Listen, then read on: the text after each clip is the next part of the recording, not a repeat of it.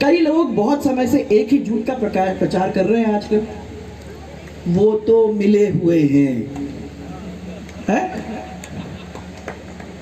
जिनसे सिद्धांत नहीं मिलते महाराज, जिनसे विचारधारा नहीं मिलती, जिनसे करण बेदी जो अमर्यादित से अमर्यादित शब्द हैं, ऐसे आरोप सुनने को मिलते हैं, उनसे मन भला मिलेगा भी तो कैसे? और दूध बताओ आप लोग सब, दूध और नींबू का रस मिल सकता है? हाँ जी, नहीं मिल सकता, नहीं मिल सकता। यही बात है। तो जब बात होती है ना, कभी कभी सामने आती है, तो सोचना चाहिए।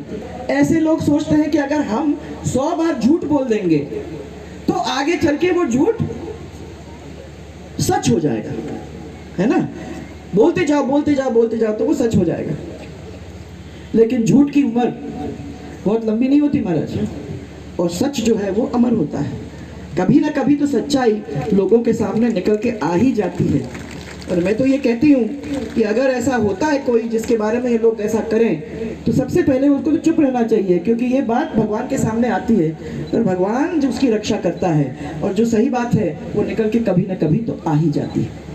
अगर भाजपा की करप्शन की बात करते हैं, या मैं राजस्थान में वसुंधरा जी की सरकार में जो करप्शन के मामले उठे, जिसको हमने सामूहिक रूप से उठाया था, उन मुद्दों को उठाते हैं और कहते हैं कि उस पर कार्रवाई होनी चाहिए, मैं तो समझता हूँ ये पार्टी के हित की बात है। और मैंने अध्यक्ष रहते हुए और सम्मानीय गहलोत साहब जो समय महासचिव थे, हम सब ने कई बार ऑन रिकॉर्ड इन बातों को कहा है कि वसुंधरा जी की सरकार में भू माफिया, शराब माफिया, बजरी माफिया, खान माफिया, तरह तरह के माफिया पनपे थे।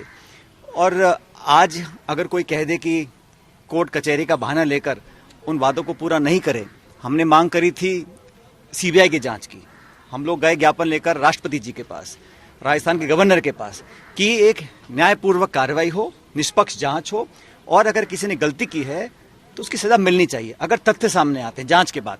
तो मैंने ये मांग रखी थी कि एक जांच हो।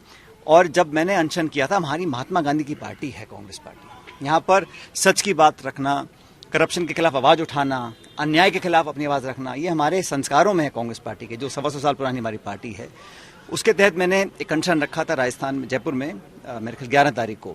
आज 2 हफ्ते हो गए हैं, अभी तक कोई कार्रवाई हुई नहीं है। मैं इसलिए पुनः बड़ी विनम्रता से आग्रह कर रहा हूं कि हमने जो स्वयं वादे किए थे, जनता को विश्वास में लेकर आए थे, और 2013 से 18 के बीच में हम जनता के बीच जब गए थे, तो सबसे प्रमुख, आप सब लोगों को याद होगा, सबसे प्रमुख मुद्दा यही था कि वसुंधरा जी की करप्शन को हम एक्सपोज करेंगे। भारतीय जनता पार्टी और वसुंधरा जी के कार्यकाल में हुए करप्शन के खिलाफ आवाज उठाना किसी भी दृष्टि से एंटी पार्टी नहीं हो सकता, ऐसा मैं मानता हूं।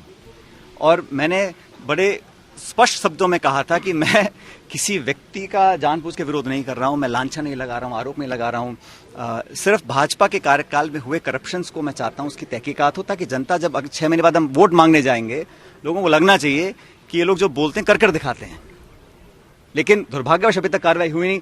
मैंने अखबारों में पढ़ा, कुछ कहीं किसी ने कहा कि कोई PIL हो गई थी, डिसमिस हो गई थी, और मतलब, लेकिन कोर्ट कचहरी के बहाने कर हम जांच सीबीआई को ना दें, मैं समझता हूँ ये सही नहीं है, इस पर कार्रवाई करनी चाहिए।